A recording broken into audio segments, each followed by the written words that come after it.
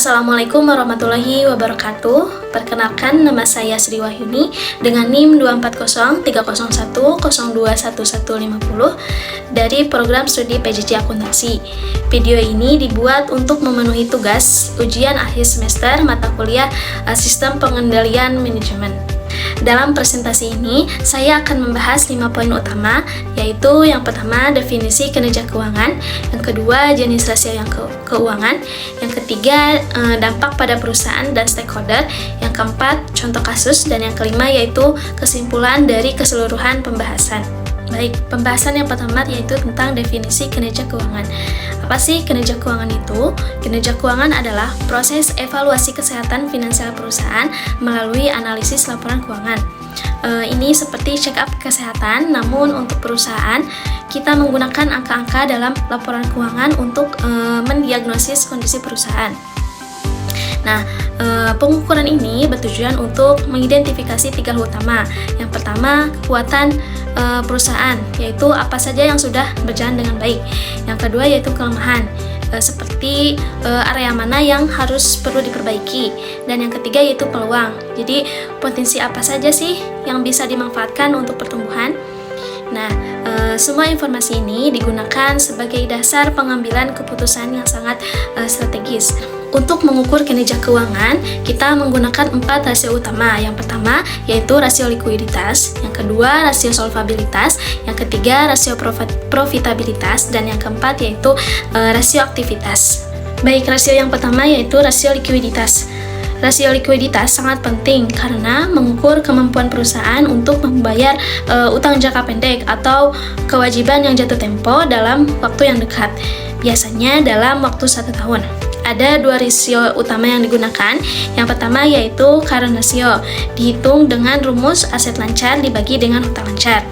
Nilai idealnya adalah lebih besar dari 1, artinya jika hasilnya 1 berarti aset lancar sama dengan hutang lancar. Jika lebih dari 1, misalnya 2, artinya perusahaan aset lancarnya 2 kali lipat dari hutang. Ini menunjukkan kemampuan yang baik dalam membayar kewajiban. Yang kedua yaitu quick ratio. Lebih ketat lagi rumusnya, yaitu dengan aset lancar dikurangi persediaan dan dibagi dengan hutang lancar. Kenapa persediaan dikurangi? Karena persediaan butuh waktu untuk dijual dan dikonversi menjadi kas. Nah, quick ratio ini menunjukkan kemampuan perusahaan membayar hutang dengan aset yang paling liquid. Nilai idealnya juga lebih dari 1. Contohnya seperti perusahaan dengan rasio likuiditas 2,5, artinya untuk setiap 1 rupiah hutang, perusahaan punya 2,5 rupiah aset lancar. Ini sangat liquid dan menunjukkan kondisi perusahaan yang sangat baik. Untuk rasio yang kedua yaitu rasio solvabilitas. Rasio solvabilitas berbeda dengan likuiditas yang fokus pada jangka pendek. Rasio solvabilitas mengukur kemampuan perusahaan membayar semua kewajibannya, terutama dalam hutang jangka panjang. Ini juga mengukur seberapa perusahaan bergantung pada hutangnya. 2 rasio utamanya, yang pertama yaitu debt to equity ratio dengan rumus total hutang dibagi dengan total ekuitas. Rasio ini membandingkan berapa banyak hutang dibanding dengan modal sendiri. Nilai idealnya berkisar 1-2, tergantung dengan industrinya. Misalnya, rasio 1 berarti hutang sama dengan modal. Rasio 2 berarti hutang 2 kali lipat dari modal. Industri manufaktur biasanya lebih tinggi karena butuh banyak aset. Industri jasa biasanya lebih rendah. Dan untuk yang kedua yaitu debt to equity ratio, rumusnya total hutang dibagi dengan total aset. Ini menunjukkan seberapa besar aset yang dibayari dari hutang. Nilai idealnya kurang dari 0,5 atau 50%, artinya lebih dari setengah aset dibiayai dari modal sendiri, bukan dari hutang. Ini lebih aman dan mengurangi dari risiko kebangkrutan. Contohnya yaitu perusahaan Apple memiliki debt to equity ratio yang sangat rendah. Strategi ini memberikan Apple fleksibilitas biasa. Nah, untuk rasio yang ketiga yaitu rasio profitabilitas. Rasio profitabilitas adalah paling sering diperhatikan karena untuk mengukur kemampuan perusahaan dalam menghasilkan laba. Ini adalah ukuran kesuksesan dalam bisnis. Ada 3 rasio profitabilitas utama. Yang pertama yaitu ROA atau Return on Asset. Rumusnya dengan laba bersih dibagi total aset. Nilai idealnya lebih dari 5% sampai dengan 10%. ROA menunjukkan seberapa efektif perusahaan menggunakan asetnya untuk menghasilkan labanya. Misal ROA 10%, berarti setiap 100 juta aset menghasilkan 10 juta laba. Jadi semakin tinggi nilai ROA maka semakin baik. Yang kedua yaitu ROE atau Return on Equity. Rumusnya yaitu laba bersih dibagi dengan total aset. Nilai ideal lebih dari 10% sampai 15%. ROE ini sangat penting bagi pemegang saham karena menunjukkan return dari investasi mereka. ROE 15% berarti setiap 100 juta modal menghasilkan 15 juta laba. Investor biasanya mencari ROE yang tinggi dan yang konsisten di setiap tahunnya. Yang kedua yaitu net profit margin. Rumusnya laba bersih dibagi dengan total pendapatan. Nilai idealnya lebih dari 5%. Nah, rasio ini menunjukkan seberapa efisiensi operasional. Marginnya 10%, artinya setiap 100 juta penjualan, maka 10 juta menjadi laba bersih setelah dikurangi dengan biaya. Contohnya seperti Amazon memiliki ROE yang tinggi. Meski profit marginnya per produk kecil, rasionya adalah volume penjualan yang sangat besar dan efisiensi operasional yang sangat luar biasa. Ini membuktikan bahwa efisiensi sama pentingnya dengan margin keuntungan. Untuk rasio yang terakhir yaitu ada rasio aktivitas. Rasio aktivitas yaitu untuk mengukur seberapa efisien perusahaan dalam menggunakan asetnya untuk menghasilkan pendapatan. Ini tentang produktivitas aset. Ada 2 rasio utama. Yang pertama yaitu inventory turnover ratio, yaitu dengan rumus harga pokok penjualan dibagi dengan rata-rata persediaan.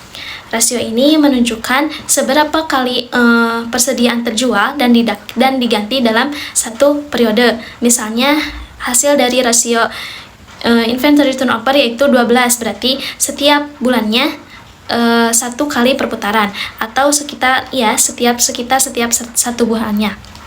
Jadi semakin tinggi maka semakin baik karena uangnya tidak tersimpan lama atau tidak tertahan lama dalam bentuk persediaan. Tapi hati-hati jika nilai ini terlalu tinggi, bisa berarti perusahaan kehabisan stok persediaan. Yang kedua yaitu total turnover ratio dengan rumus penjualan bersih dibagi dengan total aset. Ini mengukur berapa rupiah penjualan yang dihasilkan dari setiap rupiah aset. Misalnya rasio menghasilkannya 2, berarti setiap 1 juta menghasilkan 2 juta penjualan. Jadi semakin tinggi maka semakin efisien penggunaan aset. Kesimpulannya yaitu untuk rasio aktivitas, jadi semakin tinggi nilainya maka semakin produktivitas aset perusahaannya. Ini menunjukkan manajemen yang baik dalam mengelola sumber daya. Baik, setelah memahami berbagai rasio yang telah tadi dijelaskan, sekarang kita lihat bagaimana pengukuran ini mempengaruhi keputusan berbagai pihak. Yang pertama untuk manajemen. Pertama untuk membantu perencanaan strategis. Dengan mengetahui rasio saat ini, manajemen bisa menetapkan target rasio yang ingin dicapai di tahun kedepannya. Yang kedua yaitu pengendalian biaya. Jadi jika profit margin turun, maka manajemen tahu harus mencari efisiensi dan memotong biaya yang tidak perlu. Yang ketiga yaitu alokasi sumber daya. Dengan melihat ROA dari berbagai divisi, manajemen bisa memutuskan divisi mana yang perlu mendapatkan investasi yang lebih besar. Dan untuk investor, rasio keuangan membantu investor mengurangi rasio investasi. Mereka bisa membandingkan rasio beberapa perusahaan sebelum memutuskan untuk berinvestasi. Yang perlu diingat yaitu rasio buruk dapat menurunkan harga saham. Ketika laporan keuangan keluar dan rasio profitabilitas turun, maka investor akan panik dan menjual sahamnya dan menyebabkan harga pasti turun. Dan untuk kreditor seperti bank, yaitu mereka menggunakan rasio untuk menentukan tingkat bunga pinjaman. Perusahaan dengan rasio bagus dapat pinjaman dengan bunga yang rendah. Jadi seperti solvabilitas rendah, maka meningkatkan risiko atau gagal bayar. bank akan lebih berhati-hati, bisa menolak pinjaman atau memberi bunga sangat tinggi untuk mengkompensasi dari risiko tersebut. Untuk memberikan gambaran yang jelas, saya akan menyampaikan 2 contoh dari perusahaan Indonesia. Yang pertama, untuk kasus positif terjadi pada PT Telkom Indonesia. PT Telkom menunjukkan kinerja sangat baik dengan rasio likuiditas dan profitabilitas yang tinggi dan konsisten. Hasilnya bagaimana? Berdasarkan data Bursa Efek Indonesia, bahwa saham Telkomsel tumbuh hingga 20% per tahun. Investor percaya dan terus memberi saham karena melihat fundamental keuangan yang sangat kuat. Ini membuktikan bahwa kinerja keuangan pada PT Telkom yang baik dapat meningkatkan kepercayaan pasar dan nilai perusahaan. Dan untuk contoh kasus yang kedua yaitu ada kasus negatif seperti PT Garuda Indonesia. Sebaliknya Garuda Indonesia mengalami masalah serius dengan solvabilitas. Hutang jauh melebihi ekuitas dan aset. Berdasarkan laporan keuangan tahun 2022, perusahaan terpaksa melakukan restrukturisasi hutang yang sangat berat. Akibatnya, nilai perusahaan turun sangat drastis dan kepercayaan investor menghilang. Bahkan sampai saham suspend dari Bursa Efek Indonesia. Baik, dari seluruh pembahasan yang telah saya sampaikan, dapat disimpulkan bahwa pengukuran kinerja keuangan melalui analisis rasio adalah alat yang sangat penting untuk keberlanjutan bisnis. Ini bukan sekedar angka-angka, tapi informasi strategis yang mempengaruhi keputusan penting. Pengaruhnya sangat luas, seperti dapat mempengaruhi keputusan manajemen dalam menjalankan operasionalnya, bukan hanya manajemen, tapi bagi investor dalam menanamkan modal, dan keputusan bagi kreditor atau bank dalam memberikan pinjaman kepada nasabah. Semua itu berkontribusi pada stabilitas ekonomi perusahaan. Nah, dalam konteks sistem pengendalian manajemen, rasio keuangan adalah indikator kinerja utama atau kunci performance indikator yang harus dipantau secara berkala. Jadi, idealnya setiap bulan atau kuartal untuk memastikan perusahaan tetap on track mencapai tujuannya yang strategis. Baik, demikian presentasi yang dapat saya sampaikan. Mohon maaf apabila banyak kesalahan. Wassalamualaikum warahmatullahi wabarakatuh.